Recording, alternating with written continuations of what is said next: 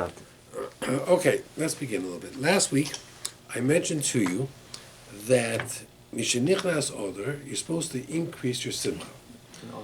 And when Av comes, you're supposed to decrease your simcha. You're always supposed to be besimcha. But the Gemara tells us how to decrease our simcha. We don't take haircuts, we don't shave, we don't have weddings, we don't listen to music. There is no instructions how to increase our simcha. So one of the things we said last week was that everybody has a different level of simcha, meaning what makes me happy may not necessarily make you happy. So therefore, to increase simcha, that is an individual choice. There are some other opinions. One opinion is what really brings joy to a person, that is learning Torah. So, Mishenichnas Adar, if you want to increase your simcha, you should learn more Torah. So that's one of the reasons. You don't have to tell you to do that. That's an automatic. It's assumed that you're going to increase your Torah learning, you're going to be very happy. The other thing I saw was a minhag that some people have. The Gemara says, "Ain't simcha ela b'basar v'yayin." What is a simcha?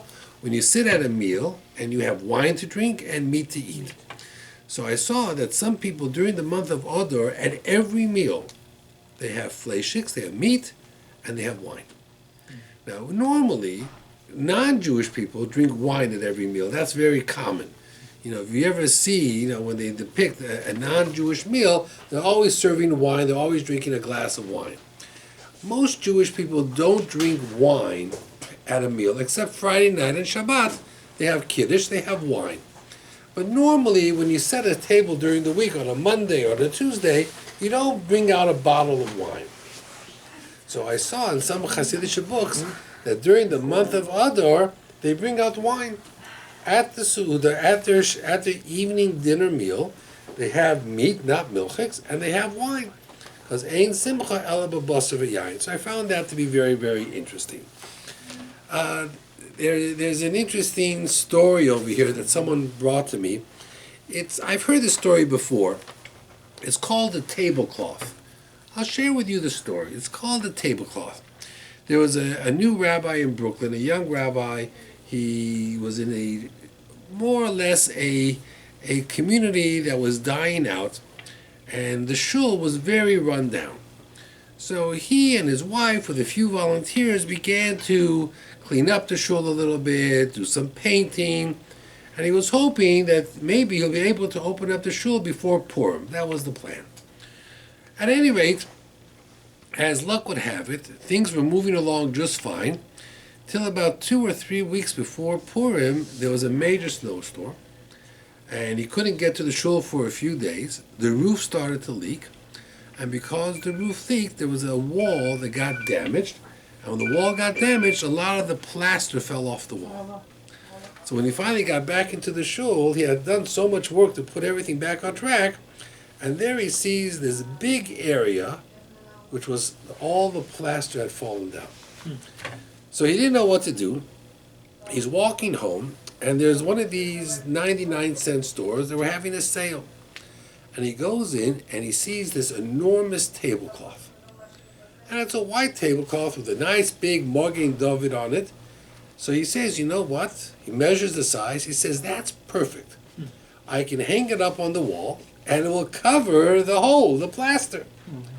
So he goes into the shul, and he's putting up this tablecloth, and people are coming in, and people are helping him. Finally, an older lady walks into the shul, and she sees the tablecloth.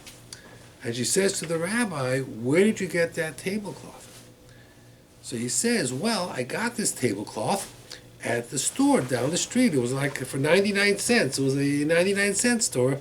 I got this tablecloth. I figured, there's a little bit of water damage behind. I put up the tablecloth because it looked nice. She says, could you see if in the corner there are 3 initials? And the initials are EBG. 3 initials. He says, okay. He goes down, he looks in the corner, and there's 3 initials are there. On the tablecloth, the initials. So he says, how did you know that it had those initials? She says, before the war in Europe, I made a tablecloth just like that. That's my tablecloth. So he says, what happened? Well, the Nazis came, and my husband was taken away to Auschwitz, and I was taken away to a different concentration camp, and I never heard from him again, and I never knew what happened to all my belongings. And I came to America, and I've just been doing the best I can, it's by myself. What can I do? So the rabbi says, do you want your tablecloth back? I feel terrible. And she says, no, what am I going to do with the tablecloth anyway? Let the tablecloth be, in the shul. So he says to her, can I at least give you, because she was waiting for the bus, and she had just missed the bus.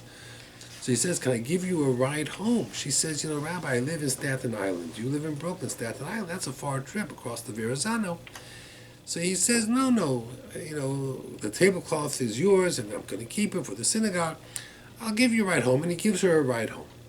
Okay, doesn't think about it again. About 2 weeks later, it's Purim, and the shul is open, and everybody comes for Purim, and they're having all these festivities, and it comes to an end, and everybody goes home, and there's a man sitting, in the bench, not going home. So the rabbi goes over to this man and says to him, why aren't you going home? It's finished. I have to lock up the synagogue. He says, Rabbi, where'd you get that table? Oh my goodness. So he says, I got it in the store down the street for 99 cents. He says, in Europe, my wife made a tablecloth just like that. Oh my goodness. I says, well, what happened? He says, well, the war came, the Nazis came, I went to Auschwitz, I don't know where she went. We got separated, I never saw her again. He says, are you willing to go for a ride? He says, sure. Let's go to Staten Island. And he gives him a ride to Staten Island. And she finds his wife. And he found his wife. That was his wife because of the tablecloth in the shul. How many years after the Oh, war? it must have been 30, 40 years. Wow. It's called the Came tablecloth. to America. And she's not married and He's not married. Yeah. They never got married. It's called, the story is called the tablecloth. So Doesn't it's say been- how the tablecloth went to the store? it didn't say, it doesn't just, How they go? how it got there, what it got there, didn't get there. После войны попала в Америку. Кто-то купил, синагоги повесили. Everything has a cheshbon. Everything has, everything has a connection, has an accounting. I'll tell you, someone told me this. It was interesting. Someone said to me, listen to how this goes. He says there's a fellow who had a horse. He had a farm, had a horse. And for his horse, he bought a beautiful saddle, a $500 saddle. So his neighbor comes and says, Moshe, that's a beautiful horse, that's a beautiful saddle. You must be very happy. You must be such good mazel. So the neighbor says, yeah, maybe. He says, I don't know. Let's see what happens. The next day, he comes out to the barn. The horse is gone. The horse either ran away, or someone stole the horse, or stole the saddle. So the neighbor says, Moshe, where's your horse? He says, I don't know. The horse disappeared. That's terrible. You just spent $500 on a new saddle. That's horrible. That's terrible. He says, I don't know. Maybe it's good. Maybe it's bad. I don't know. He says, I got to see what happens. The next day he comes back. The horse came back with 3 other horses. Because in the wild, the horse went out into the wild and found 3 other horses. So now he has 4 horses. So his neighbor comes back and he says, Moshe, I see you have the horse plus 3 more horses. What happened? He says, well, the horse brought back some of his friends. He says, wow, that's fantastic. That's great. What mazel. He says, well, maybe. He says, I don't know. We'll see. The next day, his son is going out to feed the horses, but the wild horses are wild. And the horses started jumping and exciting, and they knocked the boy down, and he breaks his foot in 2 places, compound fracture. So now the boy's in a cast. Neighbor comes by, he says, Moshe, what happened? The horses, that's terrible. It's horrible, it's terrible. He says, yeah, I guess it's terrible. I don't know. I guess we have to see what happens. The next day, like by the Russians, they came, the army came, and they were taking all 18-year-old boys to the army on a suicide mission. When they came and asked this man for his son, his son was in a cast. His foot is broken in 2 places, so they didn't take him. So all the boys went away, and this boy was left behind. Neighbor's son too. His neighbor's son was taken away. He says, Moshe, my son was taken away, and your son is home. You're so lucky. He says, yeah, maybe I'm so lucky. Maybe not. It goes back and forth. Someone told me that Rabbi Re'edi once gave a speech from Gateways. He says that a guy said something like, I got a new plane. He says, you got a new plane? Wow, that's so fantastic. He says, well, when I took it up for the first time, the engine stopped. The engine stopped. Ay vey, that's terrible. He says, well, I was able to get out with a parachute. Oh, Baruch Hashem, you got out with a parachute. He says, yeah, but as I was going down, the parachute wouldn't open. Ay, the parachute wouldn't open. That's terrible. He says, but there was a haystack. And I was going straight for the haystack. So that, oh, Baruch Hashem, the haystack. He says, but the problem was there was a big pitchfork in the haystack. Ay, that's terrible. He says, but I missed the pitchfork and I missed the haystack. Ay, that's terrible. Oh, but I landed in the water. Oh, Baruch Hashem, I landed in the water. But there was this big shark in the water. Ay, there was a shark in the water. It goes back and forth, back and forth. Like you never know when the story's going to be good or bad, good or bad. And he says, that's like the Purim story. That's what life is, It's good, it's bad, it's good, it's bad. You don't know what to do. You don't know where to turn. You always think you're safe. You're not safe. You don't know. Until you get to the end, until you get to the very end, you never know what life is going to bring. Last week, I told you that Shlomo HaMelech built 2 extra kruvim. Remember I said there was just not only 2, but he built an extra 2. If you look in Malachim Aleph, and also in Divrei Hayomim, you're going to find that Shlomo HaMelech did a lot of things. I'll give you an example. He put the menorah of Moshe, and then he built 10 more menorahs, 5 on each side. So when the Kohen came to light the menorah, he had to light 11 menorahs. Wow. The shulchan, he built 10 more shulchans. So when they put on the lechem aponim, it was not just 12 loaves, it was 12 times 11, 132 loaves. The baker went crazy. He was baking all day and all night. That lechem aponim he put on. He put 10 more. Okay. Then came the outside, the Mizbeach. Inside, there was a golden Mizbeach for Ketores, right? The Mizbeach HaZahav. You see the Mizbeach HaZahav? It was a golden Mizbeach inside. Shlomo Melech replaced it. Moshe built it. Shlomo Melech says it was very nice for Moshe. We're not going to use it. I'm going to build a new one. And he built a new one. Now, why he built a new one is a little bit unusual. So, there is the Or HaChaim HaKadosh. The Or HaChaim HaKadosh says something very, very interesting. He says that Shlomo Melech said Moshe's Mishkan was portable. It was made to take apart and to travel. We know that because what is on this Mizbeach? Poles. If I put this Mizbeach in the Beit HaMikdash, you know what people are going to say? The Beit HaMikdash is only temporary. It's going to get destroyed. I can't have people thinking like that. I've got to make the Beit HaMikdash look permanent. I'm going to have poles, I'm going to have rings. I didn't want to break off the rings and take out the poles, so he put it all away. He built a whole new Mizbeach. That's what the Or HaChaim HaKadosh says. Very fascinating. Because it says, "V'osu li mikdash." Shlomo said, "I have the right to make my own mikdash," and it says in the Torah, "Ki lo bosam arato le'amnucha v'lanachlo." You didn't come to a permanent place, so therefore I have the right to build my own. Okay, got it. What about the outside mizbeach? The big mizbeach outside. What do you see in the picture of the big mizbeach? Poles. He built a new one. He took the outside mizbeach for the korbanos that had been used for 400 years, and he put it away, and he constructed a whole new mizbeach. Why? Because he didn't want something portable. It had to be permanent. No poles, no rings. Okay. Next, so then they said, okay, I got that. Here's the Aron. What do you see on the Aron? Poles. Did he build a new Aron? No. Why not? He had a reason.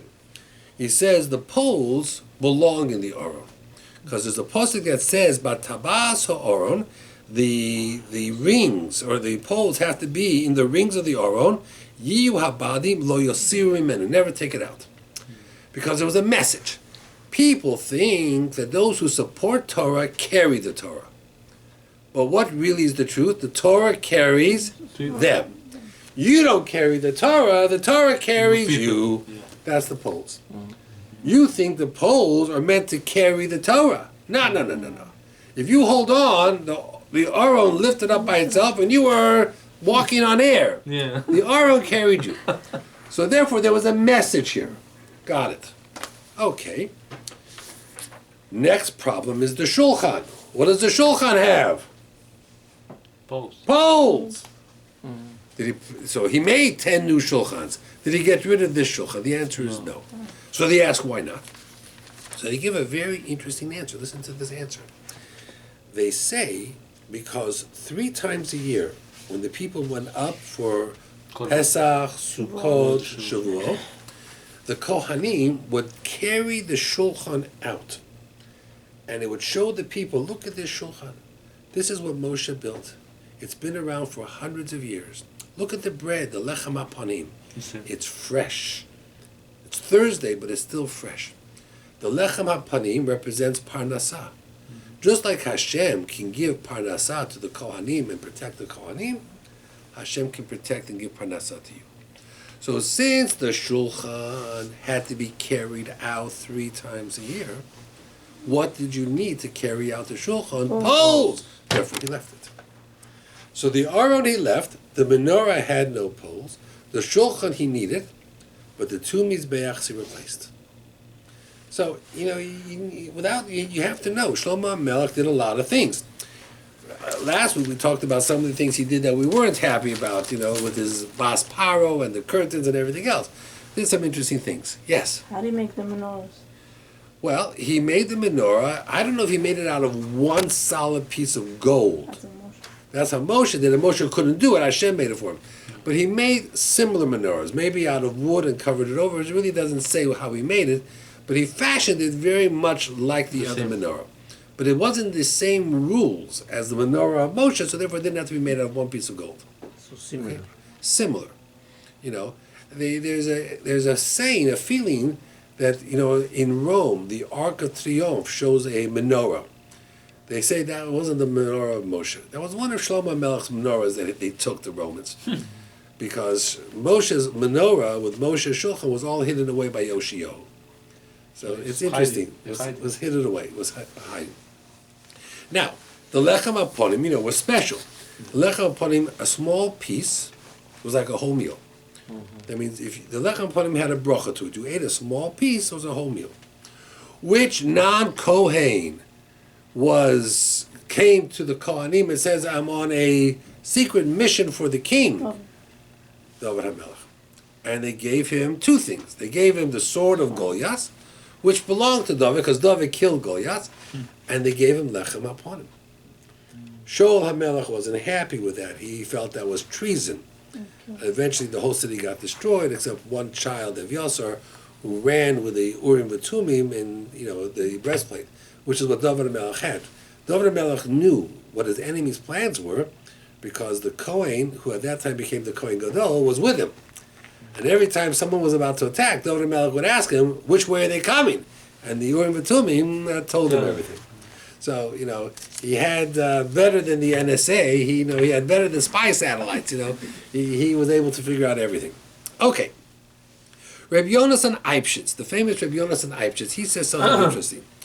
He says the Kohanim's clothes, the Bigdei Kahuna, they were made not only by the women who were sewing and knitting and crocheting or whatever it was, but it was made al yedei Sefer Yetzirah, a special book that could put together letters, and Hebrew letters, that allowed you to create new things, to be like Hashem, to create. It's called the Sefer Yetzirah. He says the reason is because the Bigdei Kahuna were mechaper averos, had the power to forgive sins. And a piece of clothing cannot forgive an avera unless it's made with some type of heavenly assistance. So therefore he says it was made through the Sefer Yetzirah. Now, one of the things that has always gotten a lot of attention is the choshen, the 12 stones in the breastplate, right? We know there are 12 stones in the begodim. This. these 12 stones. In the first Beis HaMikdash, when you asked questions, it lit up. The second Beis HaMikdash, it didn't. But Rabbeinu Bachai, there's a Pirush called Rabbeinu Bachai, and he says each stone had secret properties. And each stone, because of the shavit and the way it was made, is a segula for certain things. I'll give you an example. The first stone is called Pito.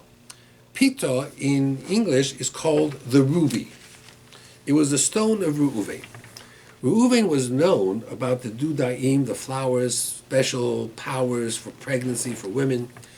So Rabbeinu Bachai says that women who want to get pregnant, or women who are pregnant, or women who want to have an easy delivery should wear a ruby around their head, around their neck. Have you ever heard this before? It's a well-known thing. Many, many women, especially Jewish women, if they're pregnant, if they're young, if they're having children, right? All our daughters did. Right. They wear a ruby. They have a necklace with a ruby. Now, Red stone, right? well, it's a red stone. Some people think it was the 47th Street made this up, so they could sell precious stones, sell rubies, But Rabbeinu Bachai says this is an age-old tradition where you should buy. So it's not that someone made it up; it's hundreds of years old. This thing about the ruby, and he says that that's brought down about the ruby. The next stone is Odem. Odem is called the emerald. It's a green stone. And he says that was for the tribe of Shimon. He says it has a very unique... Odem is... the first stone was... the first stone was Odem. Pito. Pito is the second stone. That's the emerald. He says it's green. And he says it has a very unique ability that it cools the body. He says people who travel the deserts would wear this stone and it would cool the body down. It's an emerald. It has a cooling effect on the body. The next one he calls is the boreket. Emerald. Emerald is emerald. Right. He says the next stone, boreket, which for the tribe of Levi was clear, was like a crystal. He says it was very, very good to keep things clear, because the Leviim were empowered of Yoru Mishpatachal Yaakov V'Sadoschal Yisrael. They were the teachers. They were the educators. Yes. They would have to lead. So therefore, they needed clarity. So the crystal offered them clarity. It was a special stone that they wore to give them clear thinking, clear thought, to be able to see complicated situations and cut through the complication and go straight. I had a couple by me last week, and of course they were arguing about money and a bunch of different things. She had emptied the bank account. She took $40,000 out of the bank account, emptied the bank account. He had money, cash, in the safety deposit box. So he emptied the safety deposit box. So I asked him, how much cash did you have in the safety deposit box? He said, I happen to have exactly $40,000 like she had. So I said, okay, let me make a note of that. Safety deposit box, $80,000. So he said to me, now Rabbi, I said I had 40. I said, yeah, if you're telling me you had 40, trust me, you had 80. I know you had 80. At least. At least 80, maybe more even. But at least I'm going to put down just 80 for now. He didn't put up too much of an argument. Because he had more, maybe. He probably had more, with the diamonds and a few other things as well there.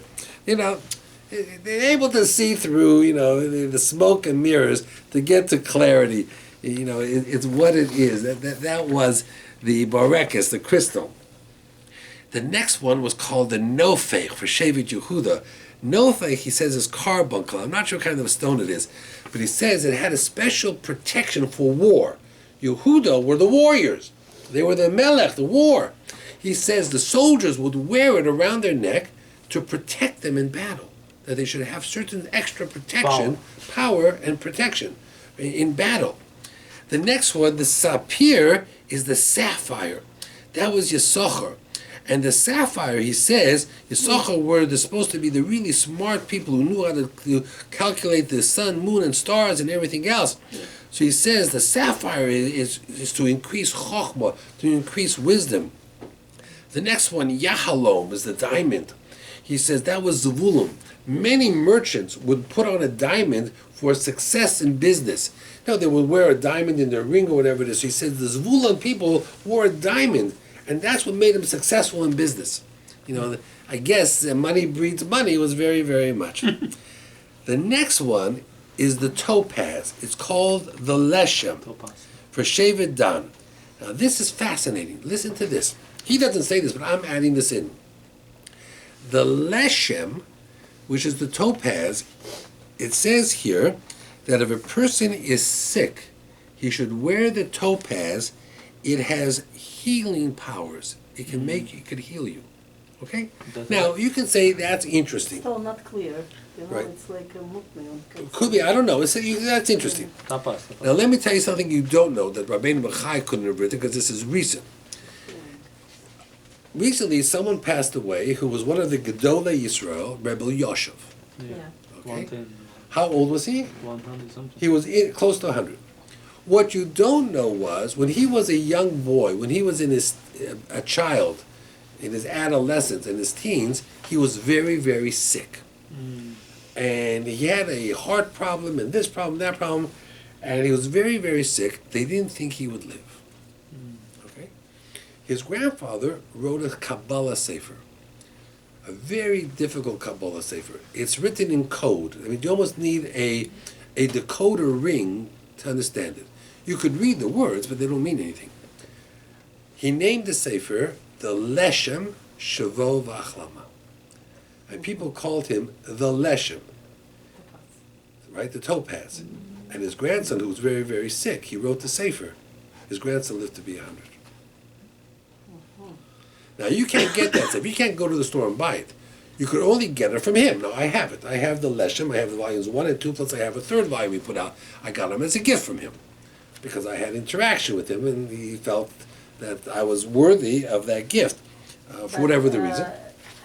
For healing purpose, we can't buy the stone. The book that he wrote is a very deep Kabbalistic book.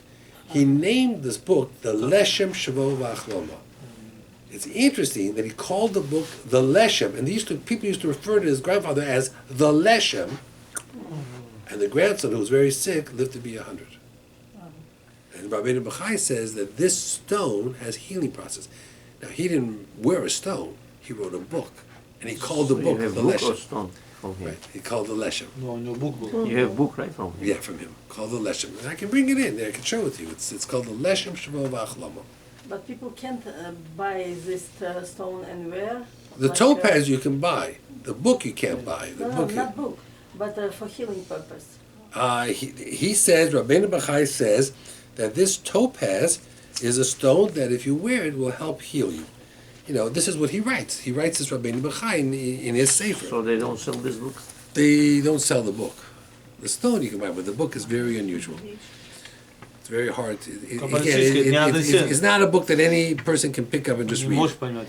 That's why they don't do it. They don't, I mean... You wouldn't be able to learn from it. The Shavo, which is the turquoise, he says that if you get a cold, the flu, it will help heal you from the flu.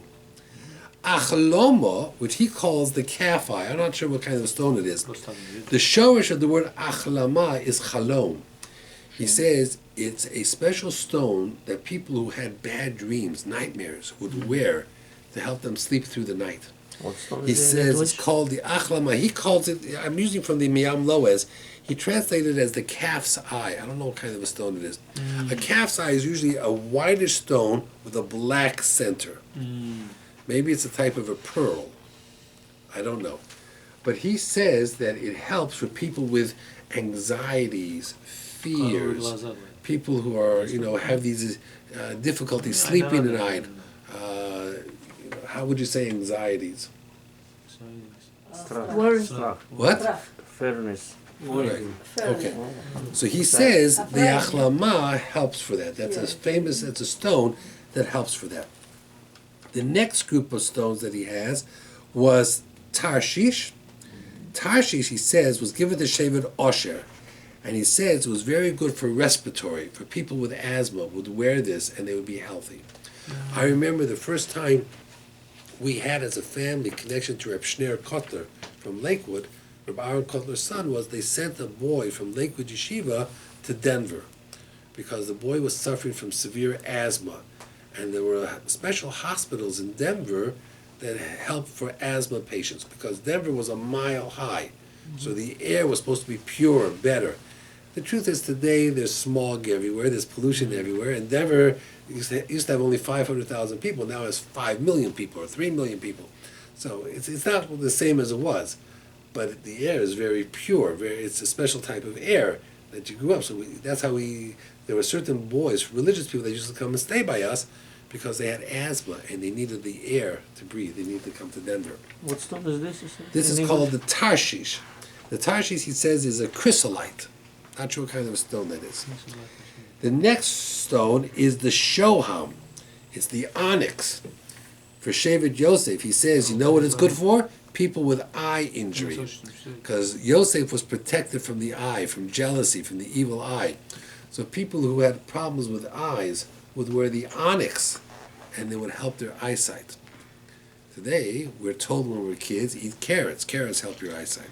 I think the onyx is probably much better than the carrots. What onyx? What kind of onyx? Black onyx? It's a type of a stone. It's a precious stone, the onyx. And the last one for Shevet Binyamin was the jasper, the yashpeh. And he says that the yashpeh was special for people who traveled oceans and waters or deserts with snakes and scorpions. People that were in very dangerous type situations, it would help protect them and guard them and keep them safe. So Rabbeinu Bachai has a very fascinating approach as to what stones were out there on the Choshen. And he says these 12 stones, which represented the 12 Shvatim, each stone had certain healing and protective qualities. Now, some of them we really don't know about today, but the ruby is famous.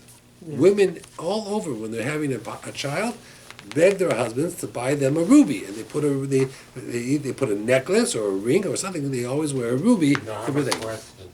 Is it proper for some people wear a chain with a mezuzah around their neck? So the answer is there's probably no mezuzah inside, otherwise how do they go to the bathroom with it on? It's a jewelry. Some people wear it. Does it have to be a kosher scroll? No, because it's not on your doorpost. So it doesn't have to be. Okay. How can you explain why this has a So the answer is I cannot explain it other than there are certain things in the Torah that were given certain properties and certain kochos. Now, in the olden days, some of these powers were stronger than they are today. You know, he brings down very interesting. I didn't tell you this one. I should have told you this. He had one stone over here. I'm trying to remember which stone it was. I saw it in here. He says that one of the stones, maybe it was the Shavo was for healing processes. The Achlama was for the dreams. Maybe it was the Leshem also. One of the stones he has here protects you, he says, from kishuf. If someone tries to put a spell on you. Mm-hmm. You know, Sephardim are always worried about people putting spells on them. You know, a certain spell. Witchcraft. So he says that some of these stones, that if you wear some of these stones, it protects you from witchcraft, from sorcery. You know, so, you know, it has certain powers. Now, he brings down over here from a sefer called the Klipaz.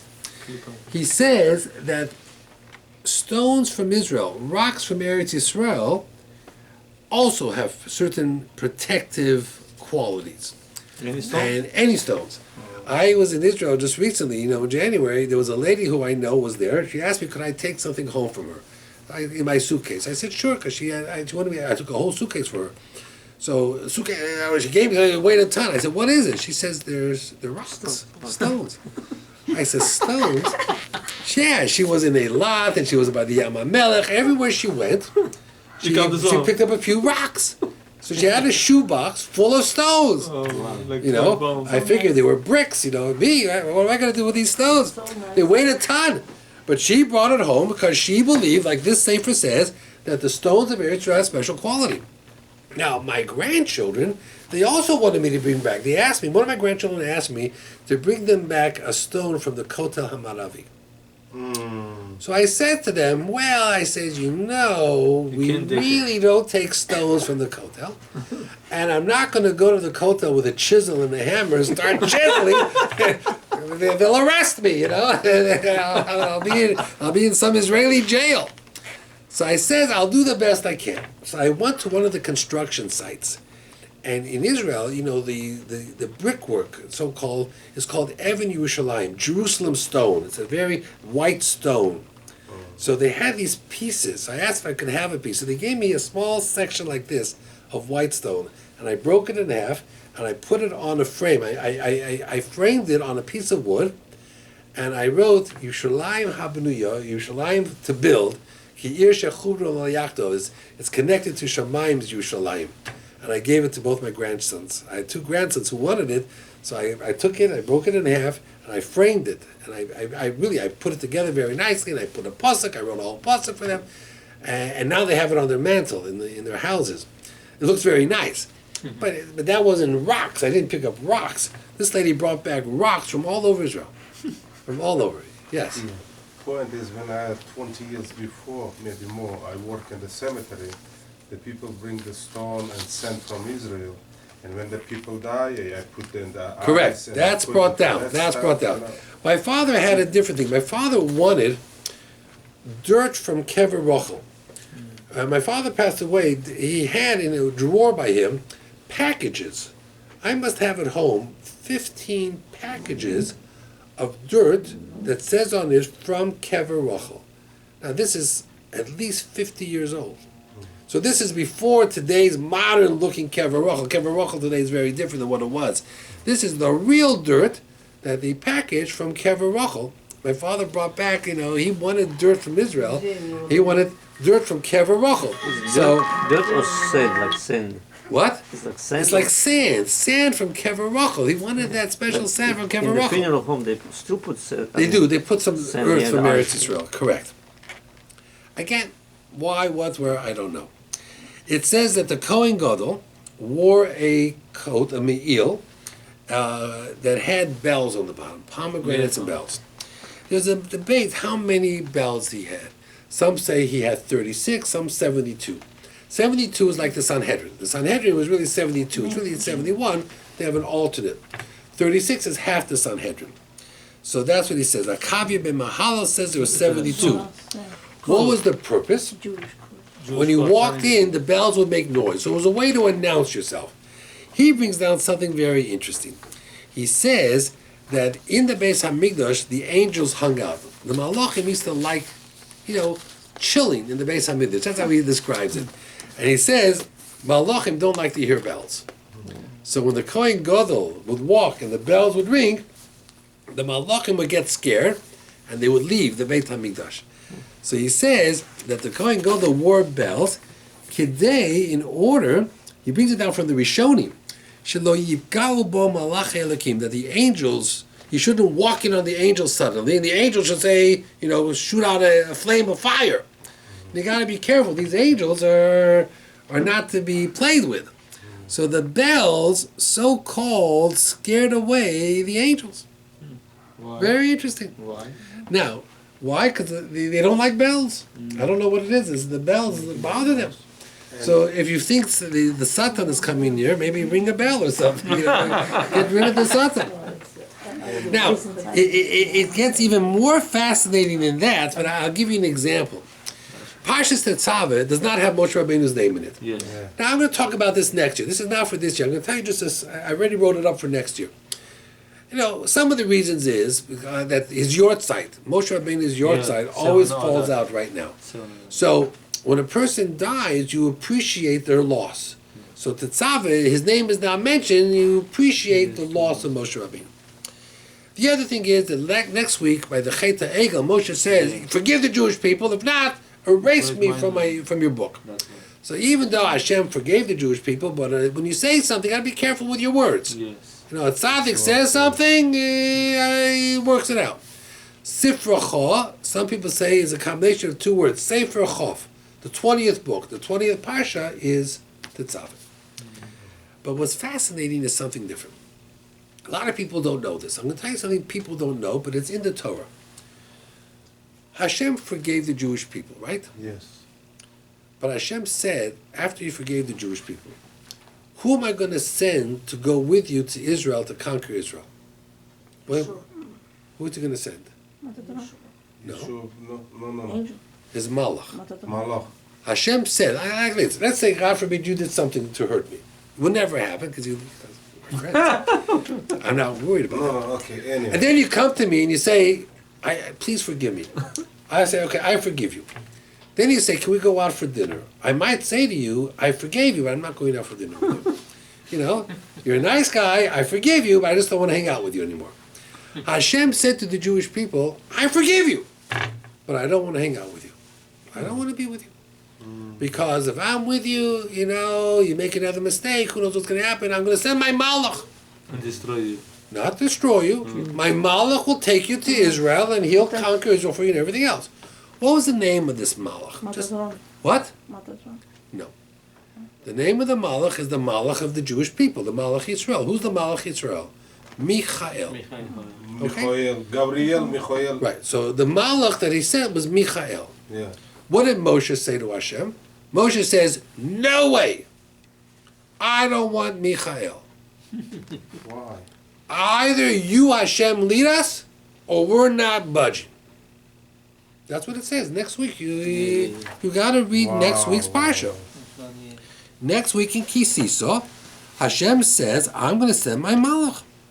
I'm going to send my malach.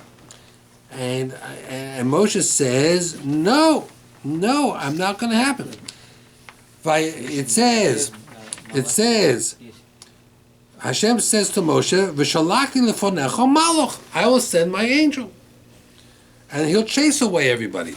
And Moshe says, no, if you don't go with us, I'll talenu mizeh, we're not budging. Keep this Michael away. I don't want this Michael. I'm not going. And it's interesting that Michael never comes back. Wow. The next time Michael comes back is by Yehoshua. There's a story that the Malach comes to Yehoshua, that's Michael. When they come out. Right. Now, what you don't know, listen to this. Do you know at the end of every parsha, there's Hebrew letters? Yeah. The letters tell you how many psukim, right? And it gives you a symbol to remember it, right? Now, when you get an aliyah to the Torah, an Ashkenazi says, I donate $100. A Sephardi would never donate $100. How much would a Sephardi donate? More than 100. No. 101. 101. 101. Michael, 101. Michael, yeah. Come up here, kid. Yeah. Parshas Tetzaveh. Michael. How many psukim in 101, Parshas Tetzaveh? How much is Kuf Aleph? 101. 101. What's the symbol? Michael. Michael. So the Parsha Tetzaveh, where Moshe's name is not mentioned, has 101 psukim, and the Siman is Michael. Hashem said to Moshe, okay, You're not there. I forgive the Jewish people. I'm going to step away, Wow. and I'm going to take your name out. And who am I going to put there? Michael. 101. What does Moshe say next week? Get him out of here. I don't want him. No more, that's it. I don't want him. Either you, Hashem, come or we're not going. Oh, yeah, So yeah, I'm just trying to tell you, Moshe could talk that way to Hashem. You and I can't. Yeah, but That's number anyway, one. And number two, you don't play around with malachim. The malachim are very powerful people. They don't know gray. They're not empowered to forgive you. Hashem can forgive you. You make a mistake with a malach, that could be the end, So Moshe said, he's not for us. That's not our guy. He's very good. He's the malach of the Jewish people, but he's not our guy. Okay. The next thing I told you a little bit. Listen to this. Also from Rabbeinu Bachai. He says, Pele Godol. I'm amazed, he says, that the Kohanim didn't die in the Beit HaMikdash. because they walked around all day in bare feet on the cold stone floor, even in the wintertime. He says they got sick. They were always getting sick. He brings down from the Rambam, he says that they had certain people in the Beit HaMikdash whose jobs there were to take care of the Beit HaMikdash. One of the people there was a doctor. They had on staff in the Beit HaMikdash a doctor. All he did was treat Kohanim. Frostbite, cold, indigestion because they ate all this meat. He says, Echon mihamemunim, one of those appointed, Hoya ben Achia al chole me'ayim. He was in charge as a doctor to heal the Kohanim. But the first one, they don't have it. I think. No, he says the first Beis HaMikdash had doctors. He says, and he says it's interesting. Even though we say Shomer Mitzvah Lo Yeda Dovara, he says there was always an issue because of the cold. He says there's a Gemara. The Gemara says that when the Beis Din got together to decide about a leap year, who could not be part of that Beit Din? The Kohen Gadol. Why not? Because if there was a leap year, it meant that Yom Kippur would fall out instead of September, October, which was colder. And on Yom Kippur, the Kohen Gadol had to go into the mikveh 5 times to change his clothes. So if he had to vote for a leap year now, how did he always vote? No. So he couldn't sit on the Beit Din. I had a guy collecting money. He said, this year's a very difficult year. I said, what's so difficult about this year? He says, I pay by the Jewish months. So this year, I had to pay an extra salary, an extra check, because it's 13 months, not 12 months. Yeah. So the other guy that came to collect money by me says he pays January, February, March, so it doesn't make a difference to him. But the first guy who came to me says, this year is a very hard year because I have to pay 13 months. I pay by the Jewish months. So I said to him, if there was a Beit Din today about making a leap year or not, you could not be on the Beit Din, because you would vote no, because you have all the extra pressure. So you could never be on the Beit Din, I told him, for the leap year. So he says, but it's very, very interesting that the Kohanim were, it was very, very, very difficult. Next. Kvad Rav, the Moshe, как его зовут, who is the builder for Beit HaMikdash? Shlomo HaMelech. He did the special stuff. It's hot yes, water they say that he used special hot water. Is coming. Yes. Right, make things a little bit easier. Sick again. Some of the sickness they describe there is intestinal. They were eating so much meat. People bring the food. All the food was intestinal. Okay, that's what it was. That's fine. Listen to the next thing I want to share with you, and then it's already almost time to go. In this week's Parsha, we have the Ketoris. Yeah. Very powerful, the Ketoris. He brings down from a sefer called Seder Hayom that there's a special segula to write the Parsha of Ketoris on cloth, on parchment, and have it in your house. Some people do. They have it in their house, the Parsha of the Ketoris. Okay? He says there are 11 things the Ketoris did. There's 11 segulot with the Ketoris. Number 1, listen to this. He says it protects you from illness. It protects you from goyim. It gives you bracha in your work. It saves you from Gehenna. It saves you from the Yetzer Hara. Mivatelet hakshafim. It saves you from sorcery, witchcraft. It saves you from bad thoughts. It gives you 2 worlds, this world and the next. It takes away lawsuits. It makes you find chen v'chesed. When people see you, they like you. And it's a skula for ashirut. The Gemara says that the Kohen who brought the Ketoris could only do it once in his life. Because there was a special bracha that if you bring the Ketoret, it made you rich. Now, we know, he talks about this over here from the Arizal. He says you should say the Ketoris every morning. The Ben Ish Chai says you should say the Ketoris after every meal.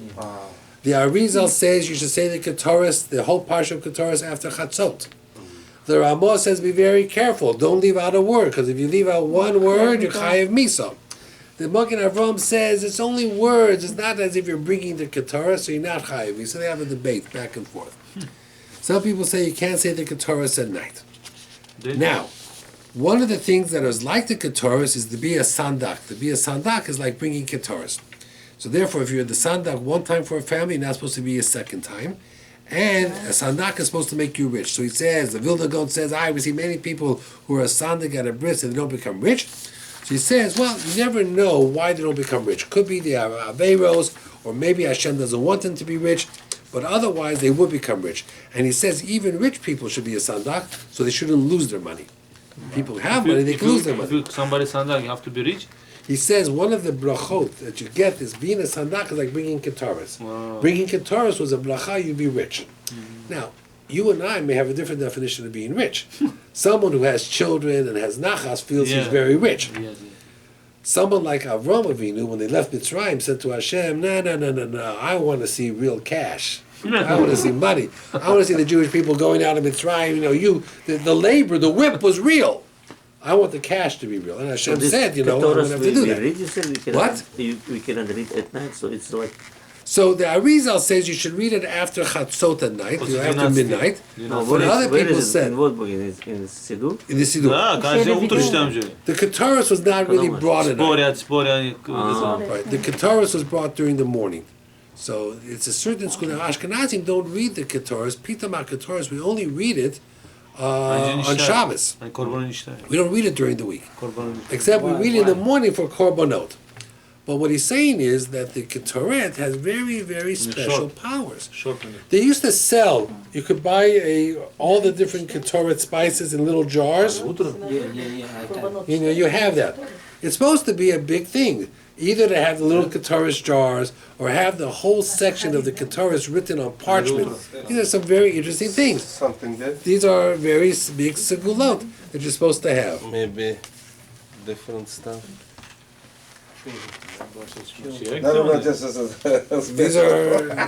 These are the hand and this is Shema Yisrael. Good thing. Remedy for complete recovery. Refuah Shlema. Okay, that can't hurt you. Tfilat Haderech when you travel. Good idea. Some people put an afikomen matzah in there. It helps them out a little bit. And this is I'm not sure what this is. This is Tehillim and the four camera put inside. It's like a microfilm or whatever it is. Yeah, something. Can't beat that. Okay? But these are different segulot. Next week when you come, you should have pockets full of rocks from Eretz Yisrael, and around your neck you're going to have a topaz and all these other stones. Good luck. Have all of you have mazel.